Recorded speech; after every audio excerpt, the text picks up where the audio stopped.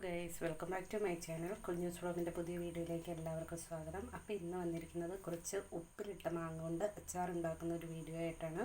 അപ്പോൾ നമുക്ക് വീഡിയോയിലേക്ക് കിടക്കാം. അതിനുവേണ്ടി ചട്ടി ആദ്യം അടുപ്പത്ത് വെച്ചിട്ടുണ്ട്. അതിലേക്ക് ഓയിൽ ഒഴിച്ചു കൊടുക്കാം. അപ്പോൾ നമ്മളങ്ങനെ ഓയിൽ ഒഴിച്ചു കൊടുത്തിട്ടുണ്ട്. ഇനി നമുക്കതിലേക്ക് ആവശ്യത്തിനുള്ള ഉലുവ ചേർത്ത് കൊടുക്കാം.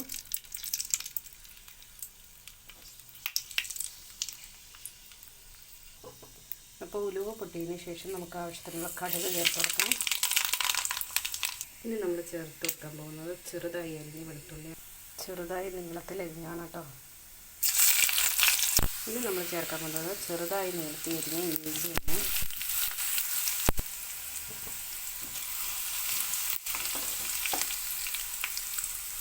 ഇത് നമ്മൾ ചേർക്കാൻ പോകുന്ന അടുത്ത ഇൻഗ്രീഡിയൻ്റ് നീളത്തിൽ ചെറുതായി അരിഞ്ഞ വറ്റൽമുളകാണ്. ഞാനിവിടെ 3 ചെറിയ വറ്റൽമുളകാണ് എടുത്തിരിക്കുന്നത് കേട്ടോ. ചെറുതല്ല, വലുതാണ് എടുത്തിരിക്കുന്നത്.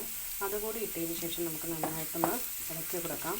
ഇപ്പോൾ തന്നെ ഒരു ഗോൾഡൻ ബ്രൗൺ കളറായി വരുന്നുണ്ട്. ഇത് നമ്മൾ വെളുത്തുള്ളി ഇഞ്ചി എല്ലാം നന്നായിട്ടൊന്ന് വഴന്ന് വരുന്നുണ്ട് കേട്ടോ. ഇതുപോലെ ആയാലാണ് കേട്ടോ ഇതിൻ്റെ ഒരു ടേസ്റ്റ് കിട്ടുള്ളൂ. നമ്മുടെ വെളുത്തുള്ളി ഇഞ്ചിയും വറ്റൽമുളകും ഈ ഒരു കളറായി വരണം കേട്ടോ.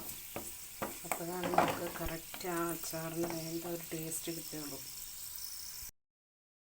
ഇനി നമ്മൾ ആവശ്യത്തിനുള്ള എരിവുള്ള മുളക് പൊടിയാണ് ചേർത്ത് വെക്കുന്നത്.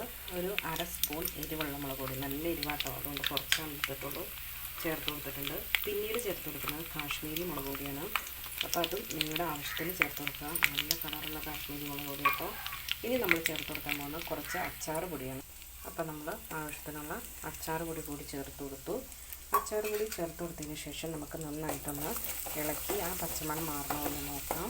അപ്പോൾ ഏകദേശം പച്ചമണമൊക്കെ മാറിയിട്ടുണ്ട്. കാരണം നല്ല ചൂടോടെ ഇരിക്കുന്ന ആ ഒരു ഇതിലല്ലേ നമ്മളിട്ടത്.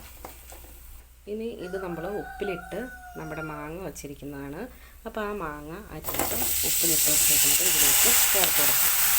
അപ്പോൾ അതിലെ വെള്ളമാണ് ആദ്യം നമ്മളിങ്ങനെ ഒഴിച്ചു കൊടുക്കുന്നത് കേട്ടോ. ആ വെള്ളം ഇങ്ങനെ ഒഴിച്ചു കൊടുക്കുക. അതിന് ശേഷം ഇത് കുറച്ചായിട്ട് ഇട്ടങ്ങ് കൊടുത്ത് മുഴുവൻ ഇട്ട് കൊടുക്കുക. അപ്പം നമ്മളങ്ങനെ ആ അച്ചാറ് ഇതിലേക്കുള്ള ആവശ്യത്തിനുള്ള ഉപ്പിലിട്ട മാങ്ങ മുഴുവൻ ചേർത്ത് കൊടുത്തിട്ടുണ്ട്. ചേർത്ത് കൊടുത്തതിന് ശേഷം നമുക്ക് ഇങ്ങനെ ഒന്ന് ഇളക്കി കൊടുക്കാം. നല്ലതുപോലെ ഇളക്കി കൊടുക്കുക. ഇതുപോലെ നിങ്ങൾ ഉപ്പിലിട്ട് മാങ്ങ അച്ചാർ ഇട്ടിട്ടില്ലെങ്കിൽ ഒന്ന് ട്രൈ ചെയ്ത് നോക്കണം. അപ്പോൾ അതെങ്ങനെയാണെന്ന് വെച്ചാൽ ഇതുപോലെ നമ്മൾ കുരുകുരുന്ന് അരിഞ്ഞ് നമ്മൾ കുറച്ച് ഉപ്പും വെള്ളവും ചേർത്ത് നന്നായിട്ട് ഒരു പാത്രത്തിൽ ഇട്ട് ഒരു 2 ദിവസം അടച്ച് വയ്ക്കുക. അതിന് ശേഷമാണ് നമ്മൾ ഈ അച്ചാർ ഇടുന്നത്. നല്ല ടേസ്റ്റി ആയിട്ടുള്ള അച്ചാറാണ്. നിങ്ങൾ ഉണ്ടാക്കി നോക്കിയാലാണ് അത് മനസ്സിലാവുള്ളൂ. അതുകൊണ്ട് എല്ലാവരും ഒന്ന് ട്രൈ ചെയ്ത് നോക്കണം കേട്ടോ. അപ്പോഴാണ് നമുക്ക് അതിൻ്റെ ആ ഒരു ടേസ്റ്റും കാര്യങ്ങളെല്ലാം മനസ്സിലാവുള്ളൂ. നമ്മൾ പറയുന്നതിലും അതിൻ്റെ ഗുണം അറിയുമ്പോൾ നമുക്ക് മനസ്സിലാവും. അപ്പോൾ നന്നായിട്ട് തന്നെ ഒന്ന് ഇളക്കി വിടാം. ഈ അച്ചാറിൻ്റെ വേറൊരു ഗുണോടെ ഞാൻ പറഞ്ഞുതരാം.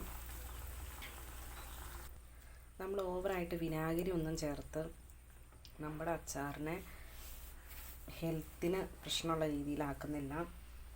നമ്മൾ വിനാഗിരി ഒന്നും ചേർക്കാതെയാണ് ഉണ്ടാക്കുന്നത്. അതുകൂടാതെ വീട്ടിലുണ്ടാക്കുന്ന അച്ചാറാണ്. അതുകൊണ്ട് തന്നെ നമുക്ക് ഹെൽത്തിന് നല്ലതായിരിക്കും. മറ്റേ അച്ചാറൊക്കെ എന്ന് വെച്ച് കഴിഞ്ഞാൽ നമുക്ക് കുറച്ച് ഹെൽത്ത് ഇഷ്യൂ ഒക്കെ ഉണ്ടാകും. കാരണം വിനാഗിരി പിന്നെ കേടാവാതിരിക്കാൻ വേറെ ഓരോന്ന് ചേർക്കുന്നത്, ഇതൊന്നും നമ്മൾ ഇതിൽ ആഡ് ചെയ്യുന്നില്ല. അതാണ് നമ്മുടെ അച്ചാറിൻ്റെ ഒരു ഗുണം എന്ന് പറയുന്നത്.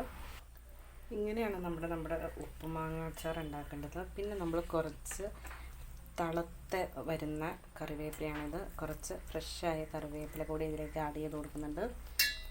അപ്പോൾ ഇത് കിടന്ന് അതൊന്ന് വാടി അതുകൂടി ഇതിലേക്ക് അതിൻ്റെ ഒരു ടേസ്റ്റ് കൂടി ഇറങ്ങും.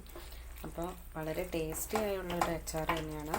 നിങ്ങൾ ട്രൈ ചെയ്യാത്തവരാണെങ്കിൽ ട്രൈ ചെയ്ത് നോക്കുക. ട്രൈ ചെയ്ത് ഇതുപോലെ നിങ്ങൾ ഉണ്ടാക്കാറുള്ള ആരെങ്കിലും ഉണ്ടെങ്കിൽ താഴെ കമൻറ്റ് ചെയ്യുക. എത്ര പേര് ഉണ്ടാക്കാറുണ്ടെന്നറിയാലോ. അപ്പോൾ ഇങ്ങനെ നമുക്ക് എത്ര നാൾ വേണമെങ്കിലും ഇത് സൂക്ഷിക്കാം കേട്ടോ. നമുക്ക് ചൂടാറി കഴിഞ്ഞ ഒരു ടിന്നിലിട്ട് നമുക്കിത് സൂക്ഷിച്ച് എടുത്ത് വയ്ക്കാവുന്നതാണ്.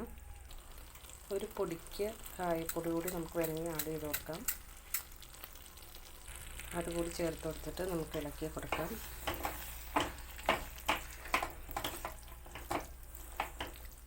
നമ്മുടെ വീഡിയോ ഇഷ്ടപ്പെട്ടെങ്കിൽ ലൈക്ക് ചെയ്യാനും ഷെയർ ചെയ്യാനും കമൻറ്റ് ചെയ്യാനും മറക്കണ്ട കേട്ടോ. അതുപോലെ തന്നെ ആദ്യമായി വീഡിയോ കാണുന്ന ഏതെങ്കിലും കൂട്ടുകാർ സബ്സ്ക്രൈബ് ചെയ്യാൻ വിട്ടു പോയിട്ടുണ്ടെങ്കിൽ സബ്സ്ക്രൈബ് ചെയ്യാൻ മറക്കണ്ട. തൊട്ടടുത്തുള്ള ബെൽ ബട്ടൺ കൂടി അമർത്തി കഴിഞ്ഞാൽ നമ്മുടെ ഇടുന്ന വീഡിയോസ് നോട്ടിഫിക്കേഷനായി കിട്ടുന്നതായിരിക്കും.